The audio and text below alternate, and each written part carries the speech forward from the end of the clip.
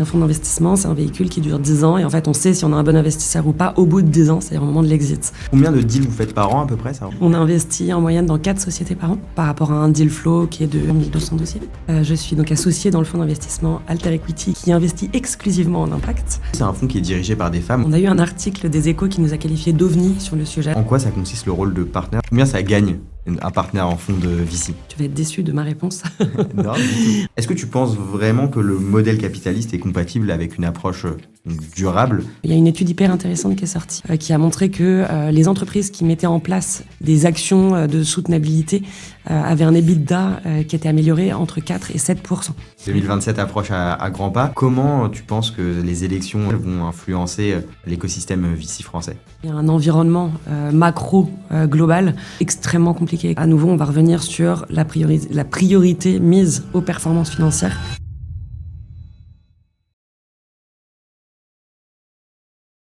Bonjour à tous, bienvenue sur le podcast La Place. Aujourd'hui, on reçoit Marion Chanéac du fonds de VC Alter Equity qui finance les startups à impact notamment. Bonjour Marion. Bonjour Elie. Sur le site d'Alter Equity, on voit que vous soutenez les startups pour aller vers une société heureuse et durable. Donc, ma première question, tout simplement, c'est qu'est-ce que c'est une société heureuse et durable? Une société qui a le courage de regarder les défis de notre société, à savoir d'un point de vue environnemental, mais aussi d'un point de vue souffrance sociale. Et c'est une société qui ne va pas considérer ça comme une utopie abstraite, mais va prendre des solutions et va trouver des réponses concrètes à ces enjeux, en créant de l'emploi, en innovant, en apportant du progrès social. Et donc, du coup, amener plus de résilience, de responsabilité, donc avoir une société plus heureuse et plus responsable, plus durable. Donc, ouais, les deux sont vraiment liés, quoi. C'est en ayant une société avec plus durable, on va rendre les gens plus heureux. C'est lié. Tout à fait. Trop bien. On va revenir justement là-dessus petit à petit. On va commencer par parler de ton parcours, de comment tu en es arrivé jusque-là. On parlera aussi évidemment d'Alter Equity et puis ensuite quelques sujets un peu autour de l'écosystème et du monde dans lequel on vit. Donc j'ai hâte d'en savoir plus sur toi. Avec plaisir. Est-ce que tu peux te présenter en quelques mots pour les gens qui ne te connaissent pas? Alors Marion, j'ai 40 ans. Je suis donc associée dans le fonds d'investissement Alter Equity qui investit exclusivement en impact. J'ai commencé ma carrière professionnelle chez Price, où j'étais analyste en évaluation financière. Ensuite, j'ai cofondé une start-up qui s'appelle SmartFlows pendant 5 ans. Et j'ai rejoint le monde du VC en 2016, un premier fonds qui s'appelle Caphorn, puis chez Alter Equity depuis bientôt 4 ans. Et d'un point de vue académique, j'ai fait une maîtrise d'éco-gestion à Dauphine, puis un master de finance à l'EM Lyon. Trop bien. On va revenir sur tous ces points. Tu as commencé justement donc, chez Price, pour ceux qui ne connaissent pas, donc c'est l'un des Big Four, donc on parle de PwC. Qu'est-ce que ça change de passer par un des Big Four et qu'est-ce que tu as appris ou qui te sert encore aujourd'hui? Alors, c'est une très bonne question. Commencer en cabinet d'audit, c'est une excellente formation après l'école, puisqu'on y apprend énormément de choses qui sont utiles dans toute notre vie professionnelle. On apprend ce qu'est un client, on apprend ce que sont de la gestion de deadline, de priorité, de la gestion de projet, de la rigueur, du professionnalisme. C'est vraiment des choses qui peuvent être utiles tout au long de la carrière. Et là, c'était orienté, les sociétés que tu auditais, etc. C'était quoi comme type de société? Est-ce que c'était déjà lié à l'innovation, lié à l'impact ou pas du tout? Non, pas du tout. C'était que des grands comptes, que des corporates, puisque c'était les clients de PwC. Donc, c'était que des grandes entreprises, essentiellement du CAC 40. Avec le recul, quelqu'un qui sort aujourd'hui d'école de commerce ou peu importe, tu lui conseillerais justement d'aller dans cette piste en premier? Tout à fait. Je pense que ça apprend des hard skills et des soft skills qui sont hyper importants dans toute la carrière professionnelle. Et au-delà de ça, je pense que c'est aussi un gage de confiance pour les gens qui vont recruter derrière. Ouais. C'est-à-dire qu'on a un biais qui est de dire les gens qui sont passés par des cabinets de conseil ont été bien formés, ils vont être rigoureux, ils vont être professionnels, ils vont être orientés solutions. Voilà, donc ils vont savoir ce qu'est un client, connaître la hiérarchie, tous ces sujets-là. Et du coup, c'est un gage de confiance quand on est en entretien. Et ma question un peu plus curieuse, on travaille plus en Big Four ou en VC? Ah, je pense qu'on n'est pas engagé de la même façon. Donc moi, j'étais très jeune quand j'ai commencé en Big Four. Très investie parce que j'avais envie d'apprendre, envie de progresser. Après, rapidement, je me suis rendu compte que je ne serais pas associée dans un cabinet puisque ce n'était pas la carrière professionnelle que je souhaitais. Du coup, je me suis désengagée et aujourd'hui, je pense qu'en VC, je suis engagée à 1000% et donc du coup, je répondrai en VC. Très bien. Après cette expérience justement donc chez PwC, Mhm. tu lances une startup, Ouais, SmartFlow, il me ouais, semble. tout à fait. Est-ce que tu peux nous faire un petit elevator pitch de Ouais. SmartFlow? Donc SmartFlows, créé en 2011 avec un ancien de chez Price. Et l'objectif, c'était de faire ce que Google Analytics fait sur les ordinateurs, mais dans le monde physique. Concrètement, ça veut dire quoi? Ça veut dire qu'on avait développé un logiciel qui permettait de traquer les ondes Wi-Fi des téléphones portables pour retracer les parcours des gens dans des gares, des aéroports, des centres commerciaux. Donc on vendait vraiment de la donnée Ok, à Aéroport de Paris, Carrefour, Unibail, Cartier, ok. pour leur dire ce que les gens faisaient dans leurs espaces. Ok, comment, quand tu arrives au terminal, est-ce que tu vas te poser directement à ta porte d'embarquement ou pas? Est-ce que tu vas faire un... Ok, trop bien. Exactement. Et donc, du coup, comment ça se matérialisait? Tu avais une solution software, mais il y avait quelque chose de hardware aussi ou pas du tout? Les hardware, c'était les bornes existantes dans les espaces. Et en Ok, fait, on faisait de la triangulation de données pour déterminer pas après pas le parcours des gens. ok, trop bien. Et donc, ça, comment t'as eu cette idée? J'ai rejoint un projet, donc l'idée n'était pas de moi. J'ai rejoint ce que je disais, un ancien de chez Price. Lui était en charge de toute la partie produit R&D. Moi, je me suis occupée à peu près de tout le reste. Ok. Donc, du recrutement, du commercial, du développement, de la finance, des RH. Voilà, un Couteau peu tout. suisse finalement. Couteau suisse. Ok, ouais, j'imagine que ça, du coup, c'est cette expérience qui t'a permis vraiment de voir l'envers du décor de ce qu'est une startup et comme tu dis, justement, voir plein de choses différentes. Et donc, on reviendra là-dessus après, Ouais, mais qui te permettent peut-être aujourd'hui d'avoir une crédibilité encore plus forte auprès des entrepreneurs que tu accompagnes. complètement. Aujourd'hui, une grande partie de mon métier, c'est d'accompagner les startups dans lesquelles on investit.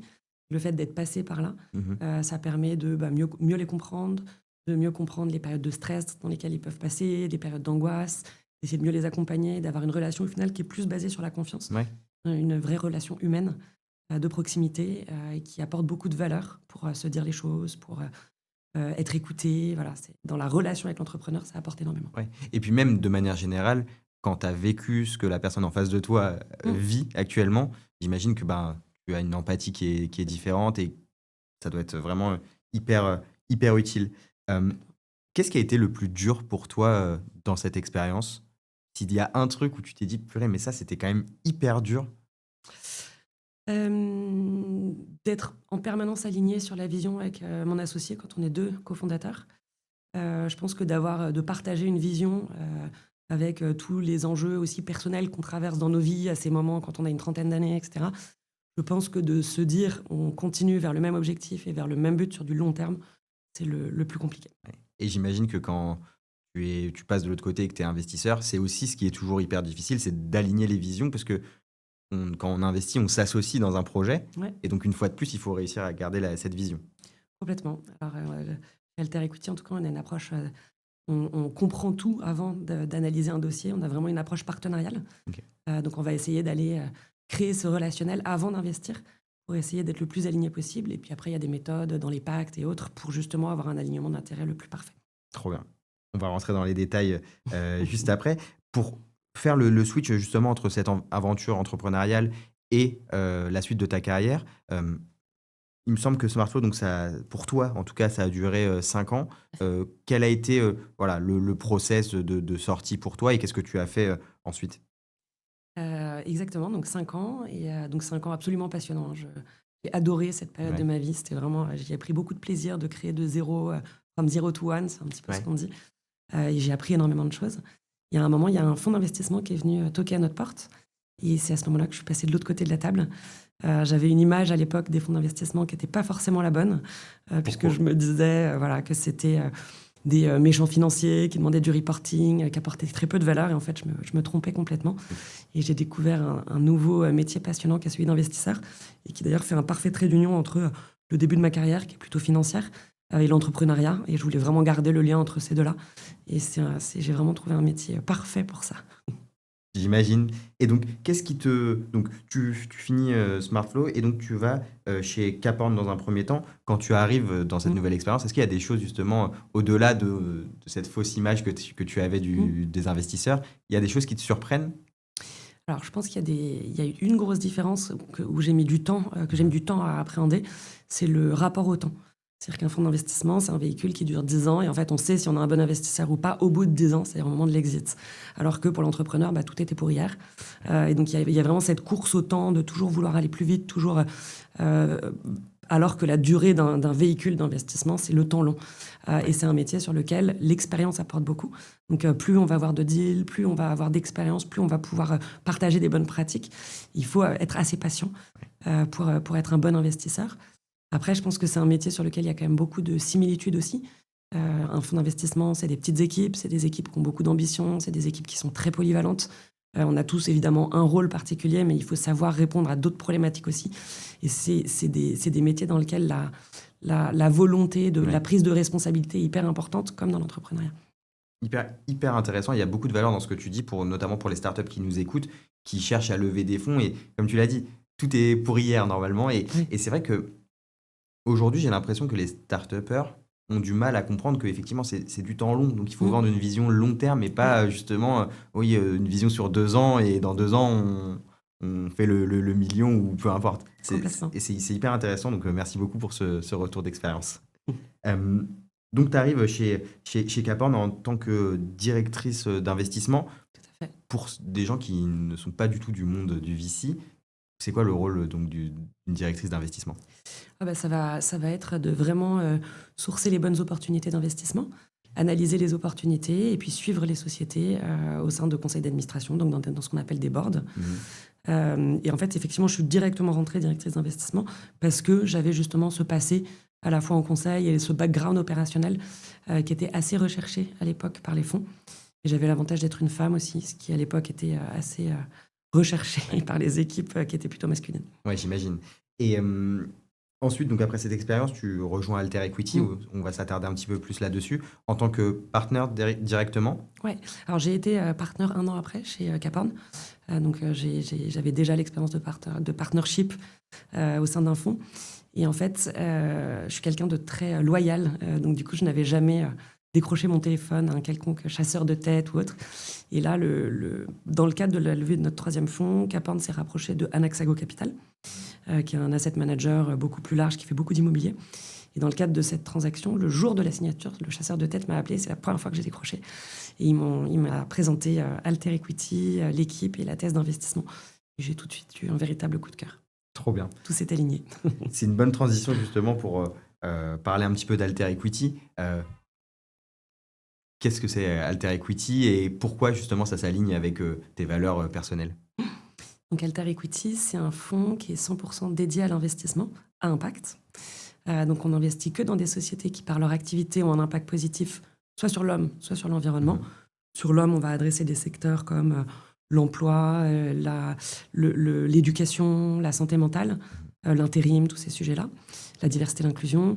Sur le côté environnemental, qui représente à peu près 75% de notre deal flow et donc de notre société en portefeuille, c'est tous les sujets qui vont aider à la transition.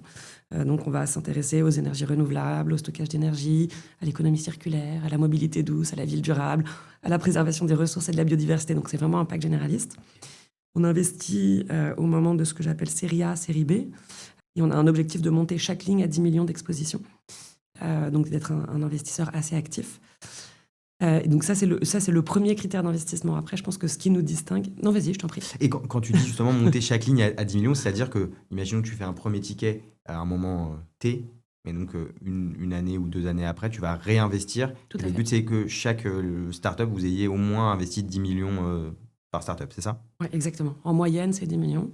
Et l'idée, donc ça dépend si on a mis un premier ticket de 4, on va peut-être être exposé que à 6 millions, mais en fait, c'est d'avoir une exposition globale de risques et donc du coup de diversifier. Ok.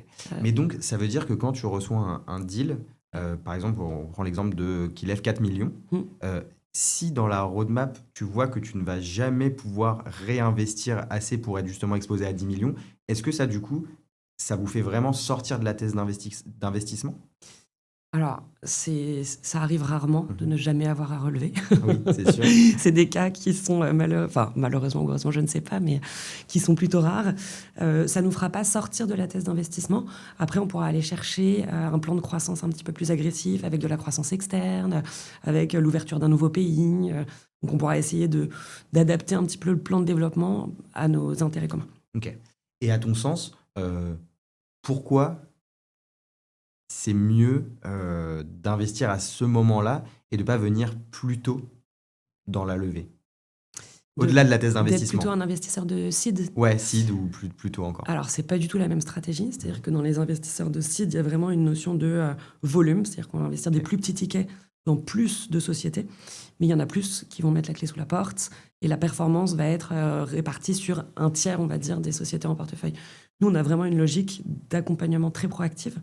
Et du coup, de limiter le nombre de lignes qu'on a en suivi pour leur apporter le plus de valeur possible, mais d'avoir une performance moyenne de l'ensemble des sociétés en portefeuille qui va driver la performance du fonds. Ok, on reviendra juste après sur effectivement les performances, etc. Mais c'est vrai que ça fait sens.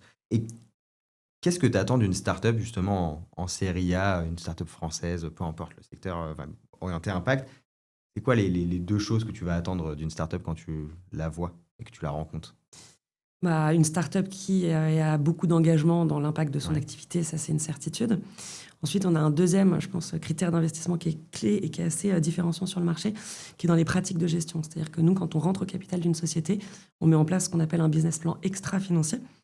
Et donc, en fait, on va vérifier que l'intentionnalité des dirigeants est d'aller vers plus de responsabilité dans les pratiques de gestion.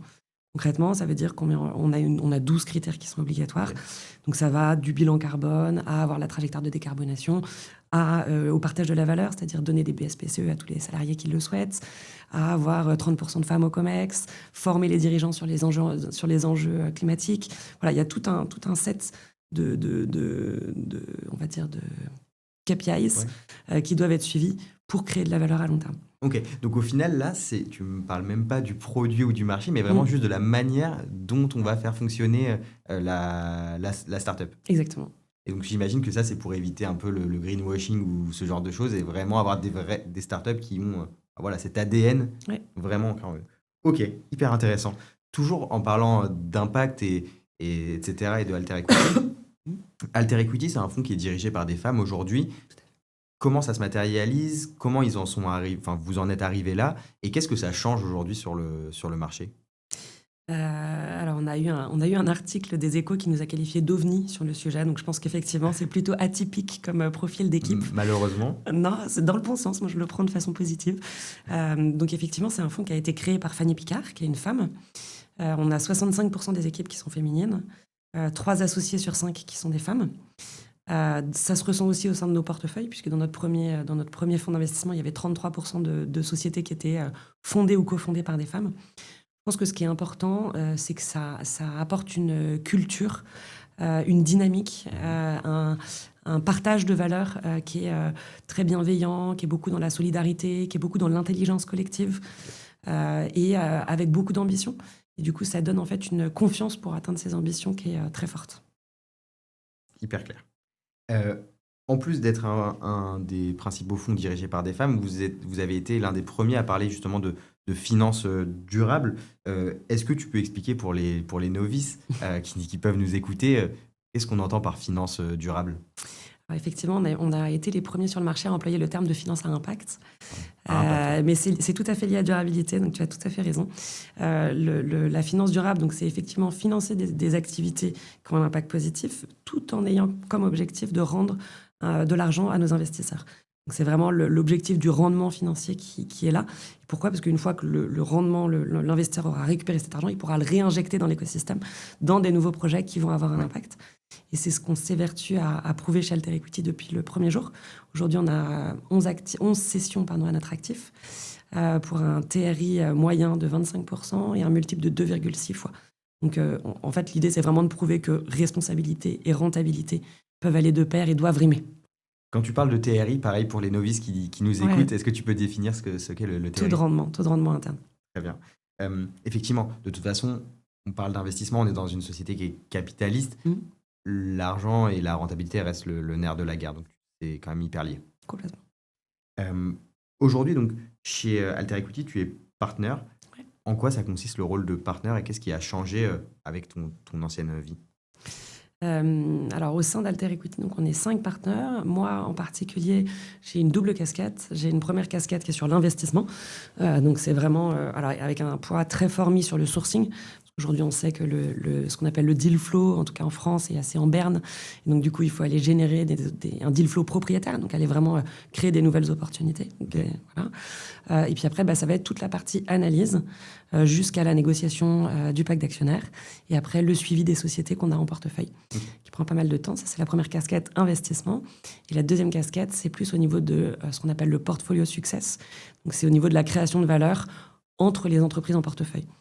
Donc ça passe par plein de choses différentes, plein de partages d'expériences, comment est-ce qu'on peut créer une communauté, comment est-ce qu'on peut profiter des bons conseils les uns des autres, entre pairs, avec des mentors, avec des personnes externes. Voilà, il y a tout un écosystème à créer autour de ça.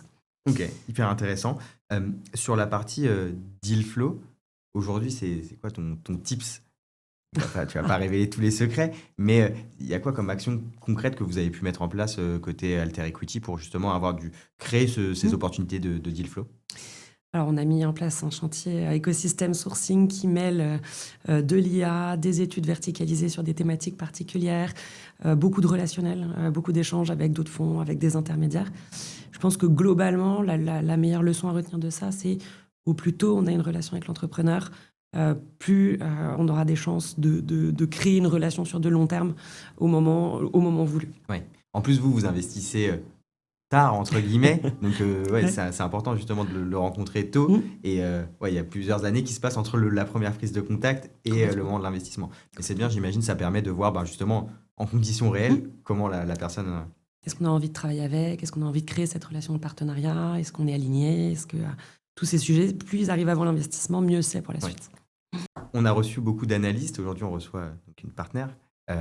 Combien ça gagne un partenaire en fonds de VC? Alors, il y a plein de benchmarks de marché qui existent.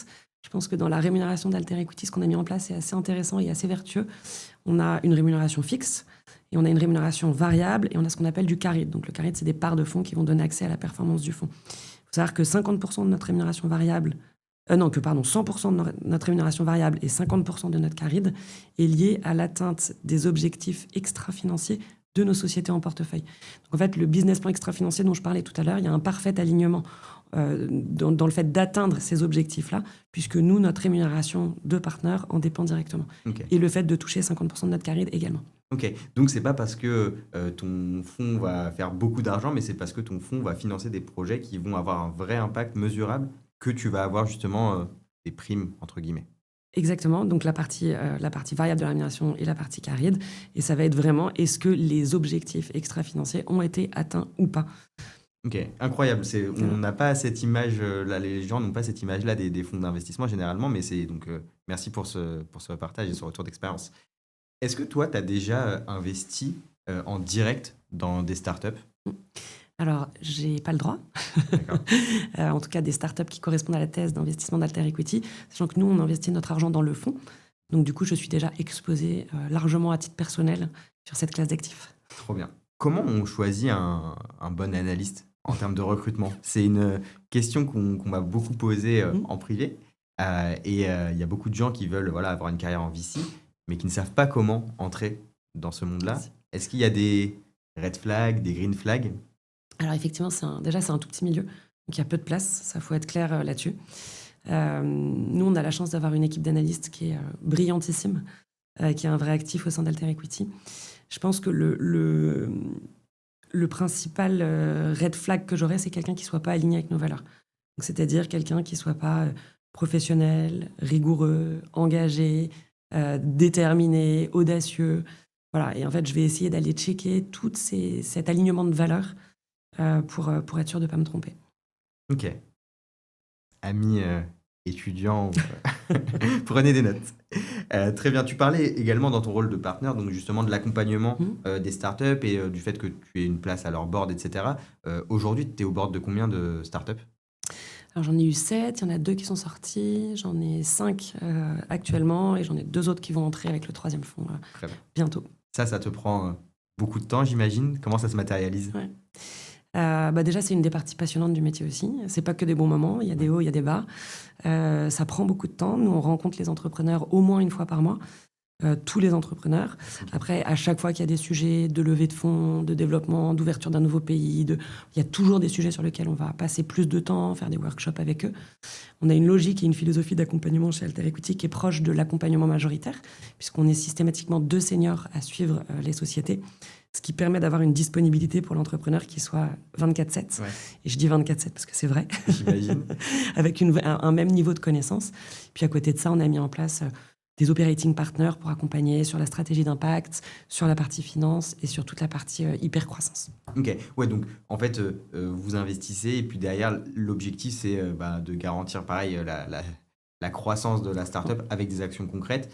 Et donc, ouais, en fait, l'entrepreneur, il peut t'appeler une question donc stratégique. Par exemple, tu parlais de nouveaux pays. Vous allez pouvoir peut-être le mettre en relation avec des clients sur place ou des partenaires sur place. C'est vraiment ce genre d'action concrète? Complètement, ça va être ouvrir son réseau pour des relations commerciales, ça va être conseiller sur la mise en place d'un outil, ça va être intégrer un WhatsApp pour échanger des bonnes pratiques, ça va être présenter un mentor pour une session de coaching, ça va être trouver un board member indépendant pour une expertise verticale métier. Voilà, il y a plein de leviers d'accompagnement. Et alors, nous, on a 2 personnes, enfin, on a même 3 personnes dédiées en interne qui sont vraiment focalisées sur la création, ce qu'on appelle des operating partners, qui vont être focalisés sur l'impact, sur la finance et sur la croissance pour vraiment aller préparer une société à l'exit, pour aller mettre en place une roadmap ESG, pour aller... Voilà, tous ces sujets qui vont être vraiment des sujets concrets de session de travail. Ouais. Dans le rôle du partenaire, est-ce qu'il y a aussi la partie levée de fonds pour le fonds? Est-ce que ça, c'est une de tes casquettes? Alors, dans le rôle de partenaire, donc là, j'ai donné mes 2 casquettes principales tout à l'heure, mais évidemment, l'idée de polyvalence est très forte et il faut savoir répondre à beaucoup plus d'enjeux. Ça peut être de la communication, ça peut être de la levée sur laquelle j'interviens ponctuellement, soit pour aller à un salon, soit pour rencontrer des premiers entrepreneurs, soit quand on est en phase de due diligence auprès de certains de nos LP. Donc là, forcément, ils vont vouloir rencontrer l'ensemble des partenaires du fonds. Donc effectivement, oui, j'interviens de façon ponctuelle sur la levée. Tu parlais justement de tes LP. Qui sont les LP de Alter Equity? Donc Alter Equity, juste pour remettre un petit peu de contexte, c'est 3 fonds. Donc un premier de 40 millions, un deuxième de 110 millions. Le troisième qui est actuellement levé, c'est un fonds de 150 millions, dont le deuxième closing va avoir lieu cet été. Donc on est en pleine phase de déploiement. Et pour schématiser, c'est 70% de ce qu'on appelle des institutionnels. Donc ça va être des acteurs comme BPI, les acteurs du monde de la banque, de l'assurance. Et 30%, ce sont des personnes privées qui sont soit des grands dirigeants, soit des anciens entrepreneurs qui ont revendu leur société. Et qui vont d'ailleurs être assez actifs dans la gouvernance d'Alter Equity, puisqu'ils vont siéger au comité stratégique, qu'on va leur présenter les dossiers avant l'investissement, etc. Toujours sur Alter Equity, donc tu me parles de plusieurs fonds qui sont en cours de déploiement, etc. Combien de deals vous faites par an à peu près? Ça représente combien de deals par an? Tu vas être déçu de ma réponse.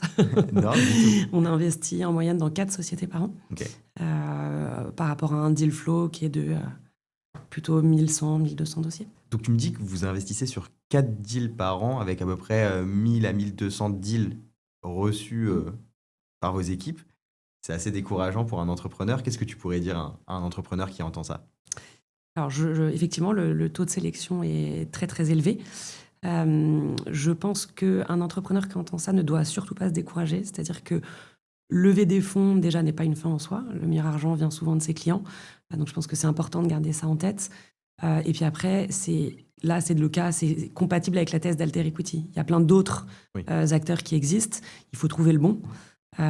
Et une fois qu'on aura trouvé le bon, c'est vraiment cette relation de partenaire qui va s'installer. Mais voilà, il faut garder en tête qu'il y a plein de possibilités de développement autres que juste Alter Equity ou juste un fonds de VC spécifique. Ouais. Après, quelqu'un qui veut vraiment travailler avec Alter Equity, voilà, il faut qu'il se donne les moyens. Complètement. Est-ce que tu as des projets au cours de ta carrière chez Alter Equity dont tu es particulièrement fier et sur lesquels tu as vraiment adoré travailler? Plein. Je pense que d'un point de vue global, la fierté qu'on a principalement chez Alter Equity, c'est les résultats qu'on a. Dans le nom Alter Equity, il y a 3 P. Le 3 P, ça veut dire People, Planet, Profit. Le People, ça se matérialise par 1200 emplois créés par les sociétés en portefeuille. le planète, ça se traduit par 8,9 millions de tonnes de CO2 évitées par nos sociétés en portefeuille. Ça représente plus de 2% des émissions françaises en 2024, donc c'est absolument colossal. Et le profit, c'est des résultats sur les exits de 25% de TRI ou 2,6 en multiples. Après, je pense que dans les fiertés, j'ai un attachement particulier pour les entreprises que j'accompagne.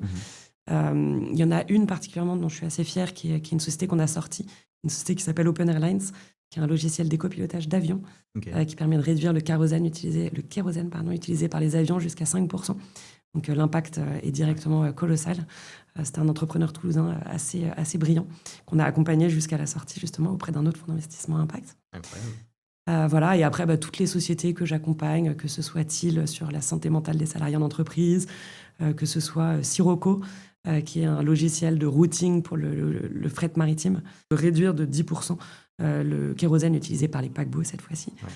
Voilà, mais il y en a plein d'autres. Circle Sportswear, qui peut peut-être vous parler, parce que c'est une société qui fait des vêtements de sport technique et responsable, en matériel 100% biosourcé et produit en Europe. Voilà, c'est plein d'exemples, mais plein de choses très diverses. Et je pense que c'est l'avantage de notre métier de travailler sur plein de secteurs différents.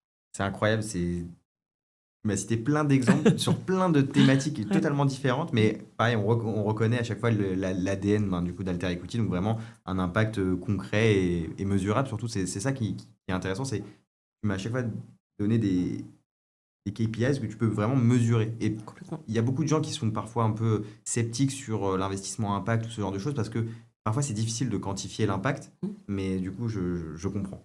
J'ai quelques questions maintenant plus sur l'écosystème et sur ta vision justement du monde dans lequel on vit, notamment sur le modèle économique et le monde capitaliste d'aujourd'hui. Est-ce que tu penses vraiment que le modèle capitaliste est compatible avec une approche durable? Là, on voit que, mine de rien, l'argent et la rentabilité est le nerf de la guerre, comme on l'a dit. Comment tu vois ça aujourd'hui? Alors, le capitalisme, comme le fait Alter Equity, oui. Donc, la réponse est peut-être un peu biaisée. Après, je pense il y a encore pas mal d'évolutions à avoir, notamment en termes de gouvernance, continuer à insuffler les bonnes pratiques. Après, il y a une étude hyper intéressante qui est sortie du BCG qui a montré que les entreprises qui mettaient en place des actions de soutenabilité avaient un EBITDA qui était amélioré entre 4 et 7%. Du fait direct de l'impact de ces actions. Donc je pense que ça prouve que vraiment il y a un lien et que c'est de la résilience, de la solidité. Voilà. Tu parlais, en introduction, on parlait d'Alter Equity qui veut financer donc, une société heureuse et durable. Ouais. Si on prend le cas, la génération de nos parents ou grands-parents, tu penses qu'ils étaient plus heureux que le monde d'aujourd'hui, que les gens d'aujourd'hui? Alors, statistiquement, oui, ils étaient plus heureux. Je pense que pour répondre à cette question, je pense qu'il faut se rendre compte de la chance qu'on a, de l'accès à la connaissance qu'on a aujourd'hui. Aujourd'hui, on peut entrepreneur et en fait, on peut faire le choix. On peut faire le choix d'agir, d'être dans l'action et du coup, d'être plus heureux. Tu vas bientôt fêter tes 10 ans dans le VC. Comment justement tu as vu les choses évoluer? On voit plein de choses sur Internet, mais quelle est ton opinion là-dessus? Effectivement, 10 ans. Désolé. Non, pas de problème. On a vu un petit peu les années folles avec 2019, 2020, 2021, où il y a eu des levées de fonds sur des PowerPoint à des valorisations complètement délirantes en 15 jours, où l'accès au capital était beaucoup trop facile. En tout cas, il n'y avait pas les diligences qui étaient menées pour vraiment comprendre les modèles. Et d'ailleurs, ça a amené à des situations qui sont compliquées parce que les entrepreneurs qui ont été habitués à ça aujourd'hui doivent se refinancer dans ce qu'on appelle des down rounds, donc à des valorisations inférieures à ce qui a été fait par le passé. Il y a eu vraiment des situations assez compliquées. Je pense qu'aujourd'hui, on est revenu à beaucoup plus de rationnel. Où parler de rentabilité, c'est un objectif, ou avoir un modèle économique qui soit un modèle fiable, un modèle stable, c'est un objectif. Peut-être au détriment de la croissance. On parlait historiquement de croissance à x2, x2, x3. Aujourd'hui, des taux de croissance de 50, 60, 70%, c'est des bons taux de croissance. Voilà, donc je pense qu'on vient à plus de rationalité et du coup, je pense que c'est une période qui est très intéressante pour faire notre métier et qui permet aussi de mieux aligner les intérêts des entrepreneurs avec ceux des investisseurs. Et qu'est-ce qui a changé pour qu'on change notre manière d'investir, justement? Pourquoi, il y a 10 ans, c'était beaucoup plus facile de lever? Est-ce que c'était juste Ouais. l'état d'esprit des investisseurs ou est-ce qu'il y a d'autres facteurs qui peuvent expliquer ça? Il y avait plus de liquidités sur le marché. Ce qui a changé, c'est qu'il y a eu beaucoup de liquidations judiciaires. Il y a eu beaucoup de sociétés qui ont malheureusement dû arrêter parce que l'équation n'était pas tenable à long terme. C'est-à-dire qu'aller chercher de l'argent pour aller à la course, à la levée, c'était ça la réussite d'un entrepreneur historiquement. C'était combien est-ce que tu as levé. On ne demandait pas ce que tu faisais ni comme chiffre d'affaires ni comme EBITDA, mais c'était quel est le montant d'argent que tu as levé. Donc il y avait un côté complètement irrationnel. Et aujourd'hui, on a pris acte de tout ça et je pense que le marché est devenu beaucoup plus concret, beaucoup plus rationnel. Les montants levés correspondent à un vrai plan de développement. On sait comment est-ce qu'on va pouvoir rendre l'argent à nos investisseurs. Voilà, il y a toute une logique qui revient et qui est plus stable et plus saine. Ouais, c'est ça, c'est beaucoup plus sain comme manière de fonctionner, parce Complètement. qu'avant, on finançait un peu du vent, Mm. et donc au final, c'est sûr qu'à un moment, ça allait Ouais. s'écrouler. Et comme tu l'as dit, pardon, vas-y. Non, j'allais dire, après, il ne faut pas tout mettre à la poubelle non plus, parce qu'il y a des beaux succès qui sont venus de ces périodes-là. Mais au bout d'un moment, à chaque fois, à chaque fois qu'on relève de l'argent, on doit aller chercher une valorisation supérieure. Donc, en fait, il y a une course qui s'est engagée. Donc, il y a quand même des très beaux succès qui sont venus de cette période, mais qui ne sont pas forcément tenables sur du long terme. Aujourd'hui, tu penses qu'on prend plus ou moins de risques qu'il y a 10 ans en tant qu'investisseur? On prend les risques, je pense, d'une façon assez différente. On prend toujours autant de risques parce que quand on parie sur une équipe, quand on parie sur un projet, on n'a pas de boule de cristal. Donc évidemment, il faut continuer à prendre des risques et puis on ne peut pas avoir les réponses à tout au moment où on va rentrer au capital d'une société. Et l'IA dans tout ça, quel est ton avis là-dessus? Est-ce que l'IA est compatible avec justement cette société heureuse et durable? Alors effectivement, l'IA a nourri beaucoup, beaucoup de fantasmes.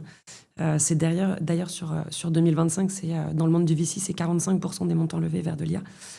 Il y a Mistral dedans, donc c'est un peu biaisé comme chiffre, mais c'est que du coup, il y a vraiment un engouement. Ma conviction sur l'IA, c'est une IA appliquée sera une IA qui sera extrêmement bénéfique pour apporter de la productivité, des gains d'efficacité dans l'intégralité des process des entreprises. Donc ça peut faire partie de la solution. Complètement. Faut-il encore pouvoir assumer parce qu'on sait que l'IA consomme beaucoup de ressources énergétiques Complètement. et donc c'est ça aussi un des points qui me fait dire que ça peut être un peu compliqué de cohabiter. Quand Ouais. tu vois une requête ChatGPT, combien ça consomme, voilà, je suis un peu dubitatif par rapport à ça encore aujourd'hui. Il faut commencer par le mesurer, comme ça après on pourra agir. C'est ça. J'ai hâte de voir la suite.